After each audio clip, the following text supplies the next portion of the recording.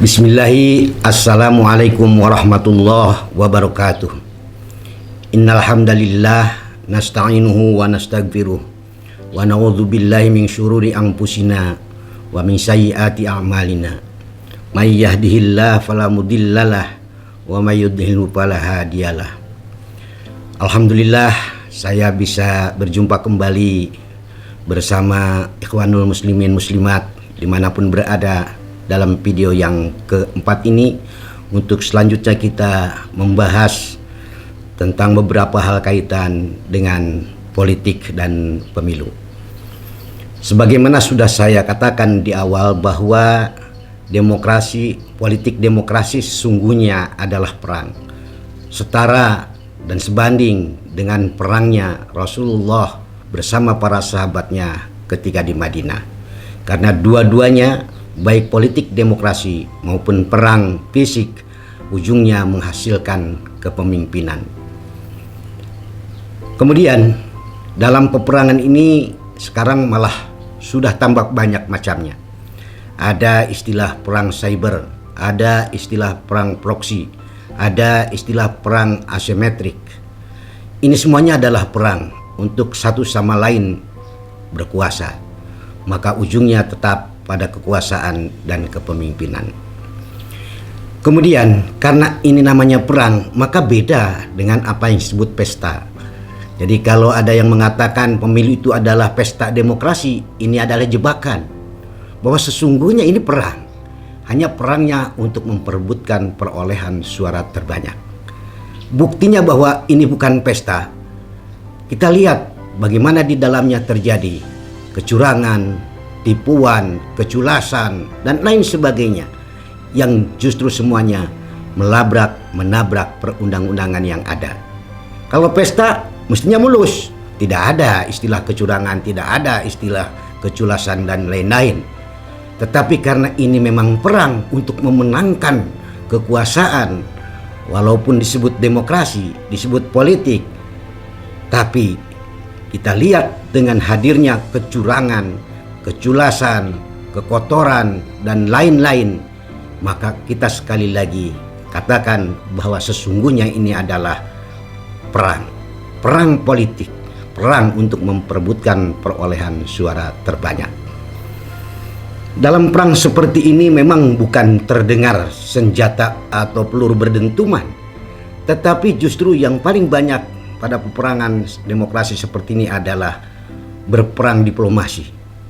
Banyak diplomasi yang dijadikan alat untuk menyerang lawan, termasuk menyerang kita umat Islam.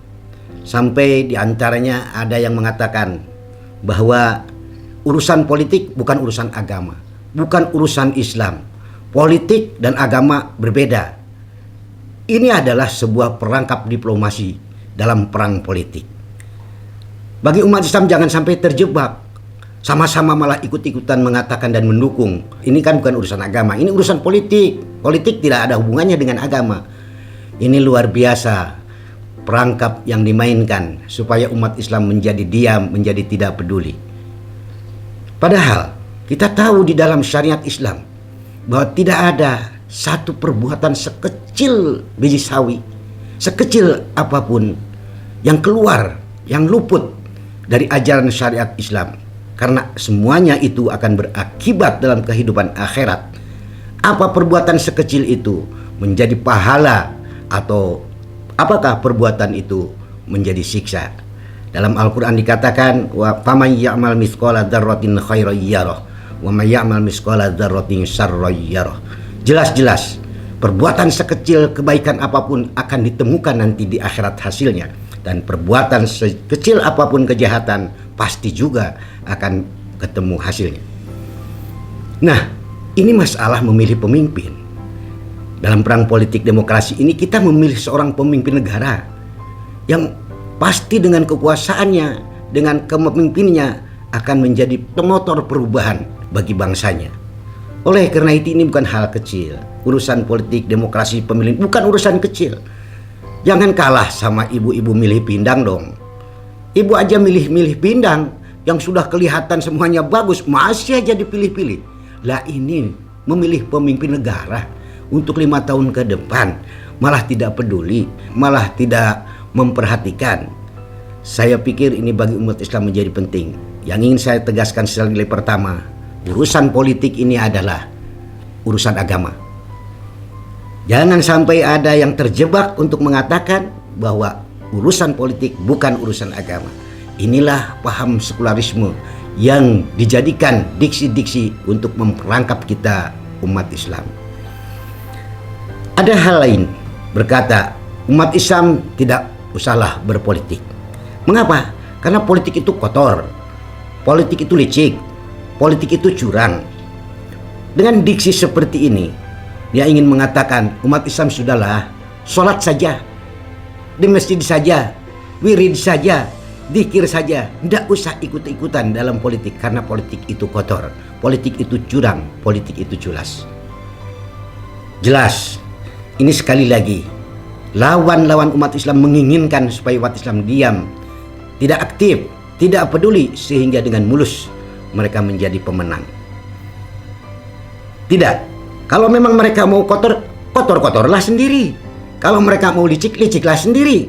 Kalau mau culas, culaslah sendiri. Tapi kita umat Islam tidak usah pertama ikut-ikutan dalam kotornya, tidak usah ikut-ikutan dalam culasnya, tidak usah ikut-ikutan dan tipu menipunya.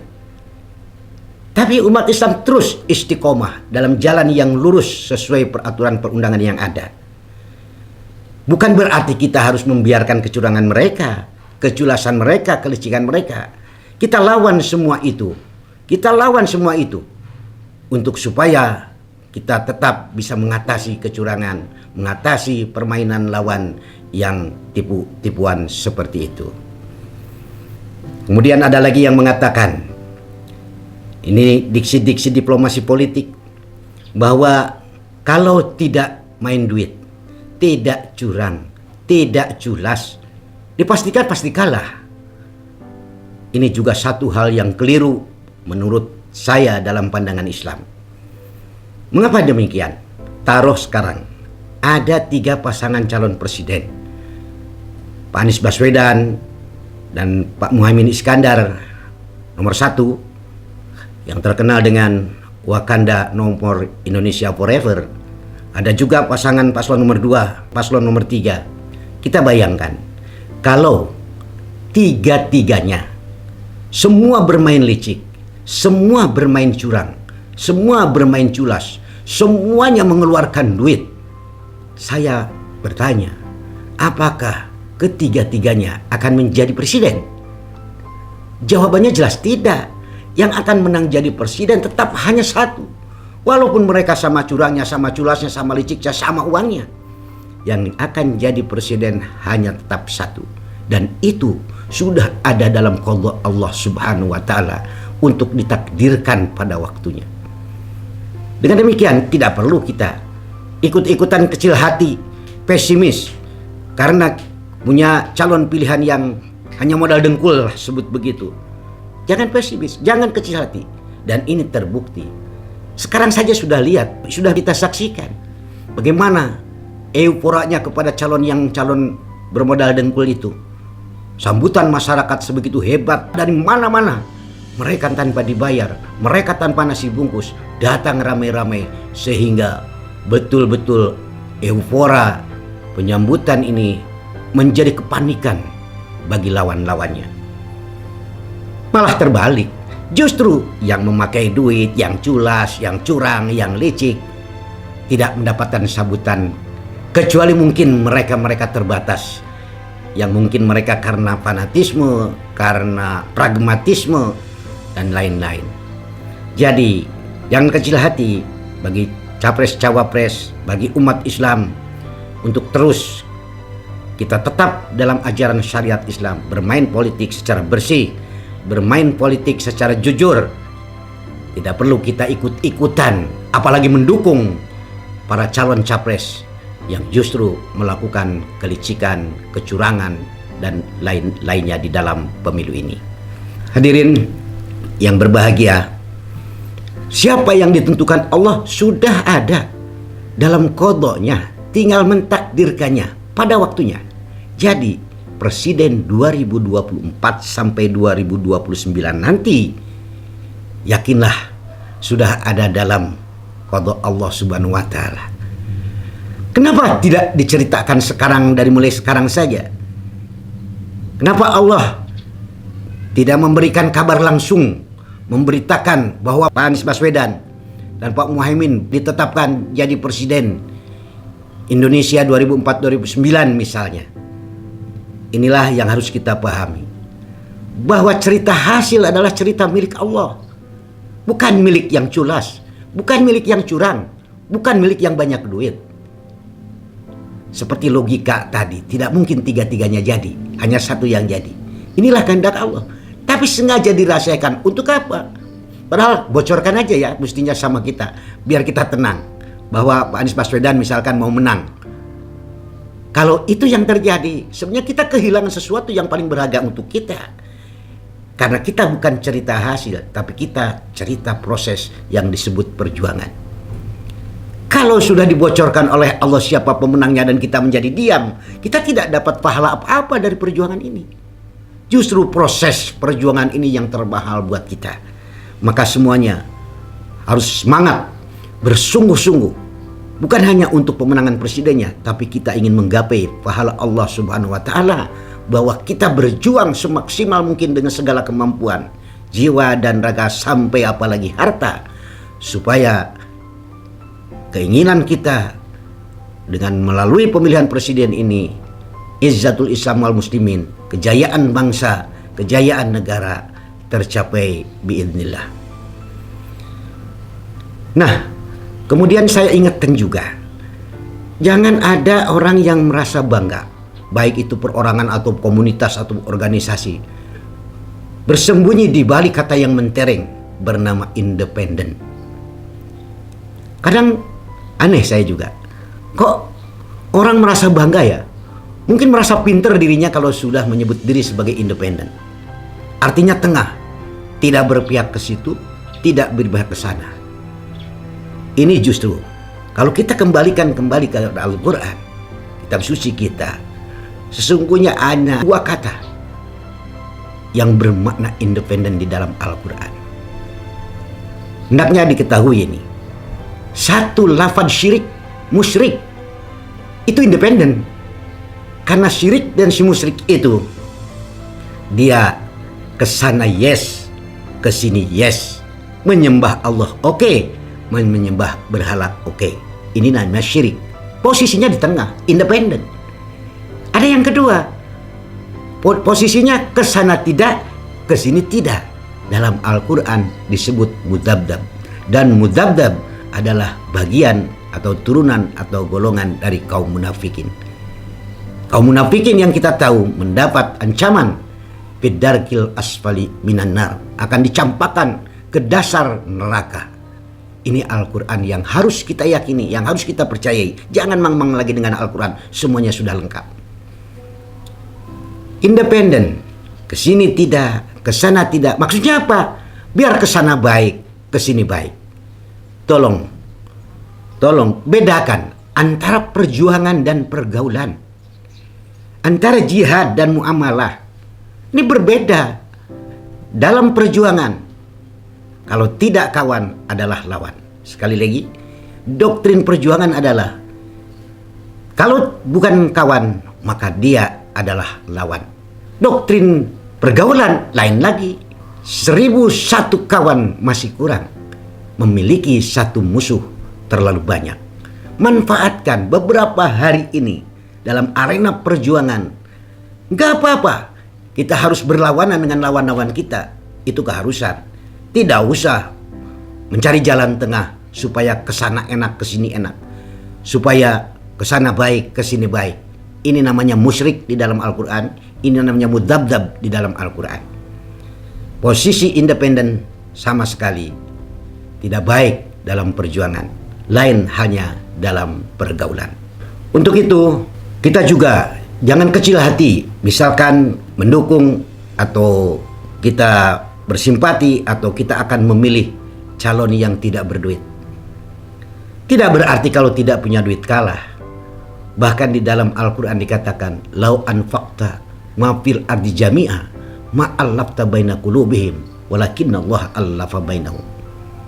Kalau saja, wahai lawan-lawan, kalian keluarkan seluruh hartamu yang sebanyak bumi ini untuk membayar dan mempersatukan hati-hati para pemilih, tidak mungkin bisa. Tidak mungkin bisa. Makanya sekarang ada perkataan, ada fatwa, ambil duitnya, jangan pilih orangnya. Ini betul. Ayat tadi mengatakan, kalau kamu, wahai para lawan-lawan, mengeluarkan duit sebanyak isi bumi ini untuk mempersatukan hati para pemilih, yakinlah tidak akan bisa. Karena hanya Allah yang bisa mempersatukan hati-hati manusia. Marilah semua kita berdoa, minta kepada Allah Subhanahu wa Ta'ala, jangan sampai apa yang diramalkan oleh Bapak Prabowo waktu jadi Capres 2019 terjadi. Bahwa bila kebijakan-kebijakan rezim seperti ini berlanjut, Prabowo mengatakan Indonesia 2030 akan hancur, akan musnah, akan hanya tinggal nama.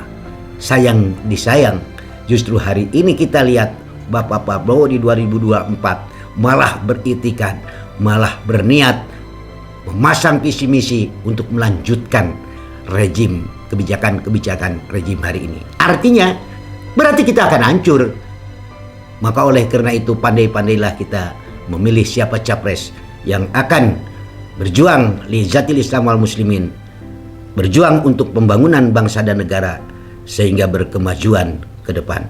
Demikian, mudah-mudahan ini bermanfaat, menjadi catatan dan peringatan khususnya kita bagi kaum muslimin, sehingga kita Allah anugerahkan seorang calon presiden yang Allah menangkan pada pemilu yang akan datang benar-benar akan memperjuangkan kesejahteraan bagi rakyatnya, akan memperjuangkan kemajuan bagi negara dan bangsanya. Allahumma kulillahu malikal mulki tu'til mulka man tasha wa tanzi'ul mulka mimman tasha wa tu'izzu man tasha wa tudhillu man tasha biyadikal khair innaka ala kulli syai'in qadir. Rabbana atina fid dunya hasanah wa fil akhirati hasanah wa qina adzabannar. Billahi at-taufiq wal hidayah. Wallahu yaqulul haqq wa yahdis sabil. Wassalamualaikum warahmatullahi wabarakatuh.